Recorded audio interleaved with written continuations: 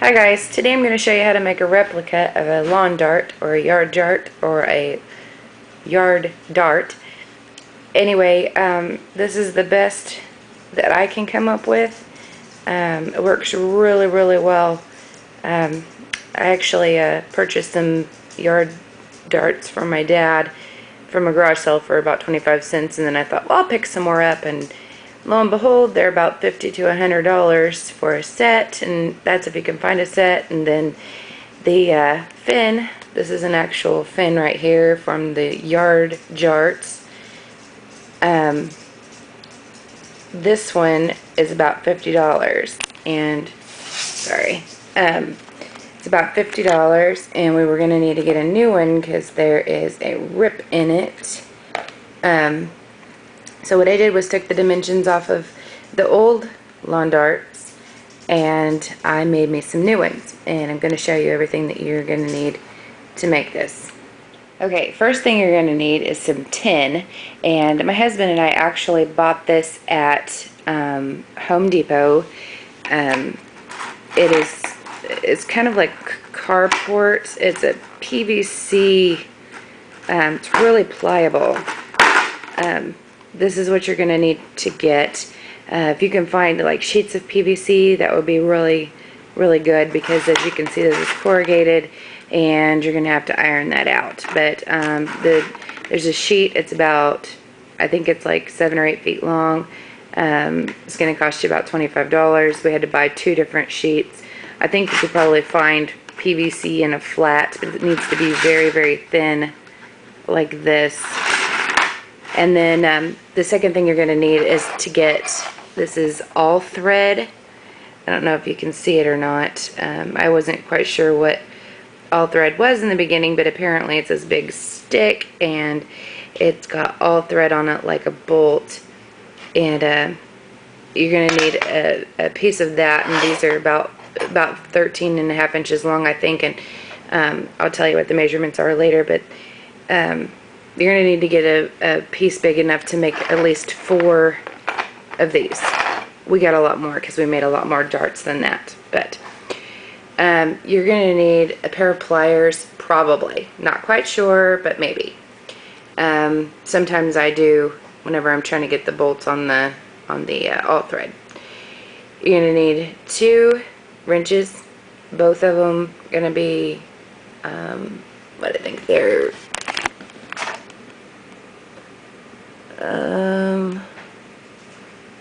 7/16. Both of them 7/16. You're going to need washers. All of this stuff can be purchased at like Home Depot or Lowe's. These washers right here, those are a 1/4 inch in the center. And then you're going to need some lock washers right there.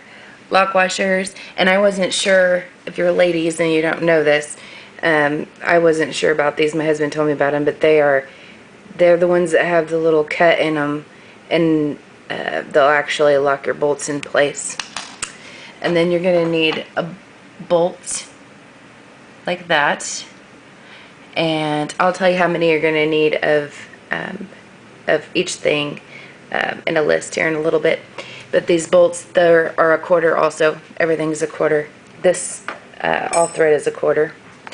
You're going to need some of these. You're going to need 4 of these. They're like little bolt end caps that you're going to screw on the end. Those are a 1/4. This thing right here, I wanted to tell you kind of about price.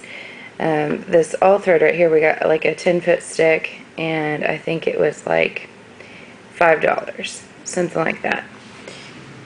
These washers, you're going to need 25 of them per jart, so you're going to need 100 of these. I think you could buy 20 of them for, I think, $2 and something. These are like 14 cents a piece, and you're going to need 2 per jart, so you're going to need 8. These right here were about $2 and something for 4 of them, so you're only going to need 1 pack of those. Those bolts up there, I think they were like 6 cents a piece, and you're going to need 2 per each one, so you're going to need 8 of those also. You're going to need a pair of scissors and something to be able to dig out a hole of the PVC. You're going to need an X-Acto knife, and as you can see, mine's not very good, so it doesn't really matter as long as it cuts. Then you're going to need a marker and a tape measure and zip ties, the small zip ties. You're going to need tubing, and that tubing, I can't remember exactly how big it is, but if you take, I think it's 1/4 of an inch inside it. So as long as you can fit 1/4 of an inch piece of alt thread in it, it's going to work. And I think that came a whole bunch of it for like $5. This is a smaller tubing, which you can buy a bigger tubing if you want, and I chose to get the smaller one. This is, hold on just one second. This stuff fits 1/8 of an inch inside. You're going to need a piece of dial rod. This was really cheap too, and this piece of dial rod in here. Hang on, just let me get it for you.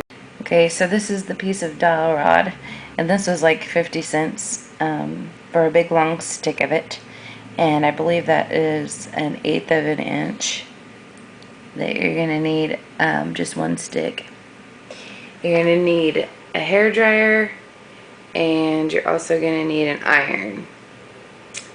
And I believe that's about it, and I'll show you how to get started here. Okay, first off, I want to measure this piece that we have here that's an actual yard Jarts. And you might just write down the dimensions, and then whenever you get on your computer, I will send just a straight on picture of my template here, and you'll be able to blow it up to the amount of measure. Then you go on and you trace it out to get your template.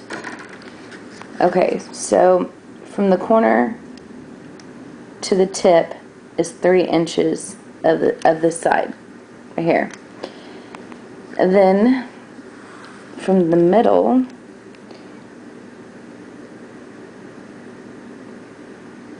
it is 4 and about 3/4.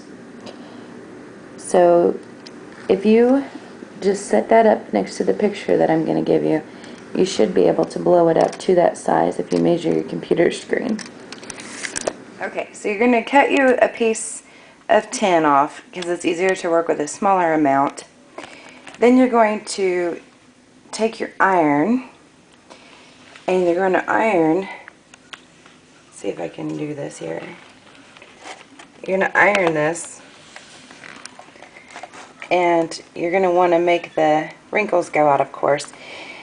Don't worry about getting it flat at the very beginning. You just want it to where you can draw on it. So this stuff doesn't burn or anything like that. So you're just going to hold it, and you're going to iron. I would do like a whole sheet. I'm not going to do that to show you, but just iron it till it's flat, and then I'll show you what to do. Now, if you see, mine's not perfectly flat, but I can draw on it. You might have to flip it over and iron the back of it just a little bit to get it a little flatter. But don't touch the plastic until it's kind of cooled off because it's pretty hot. Okay, next step. You're going to want to cut out your template that you made off of your screen of the fins. And this is my template. It's better, you know, if you get one already made out of your PVC or whatever. And you can fit these on there the best way that you can or whatever. You're going to trace around it with a marker. Okay, next, I don't know if you can see them or not, but I've drawn some little dots on here. You're going to need to burrow these out. So on your template, you're going to want to measure down from the flat part right here down. It's going to be 3/4 of an inch, and then from the bottom tip up 1 3/4 of an inch. And I'll show you how to make the side.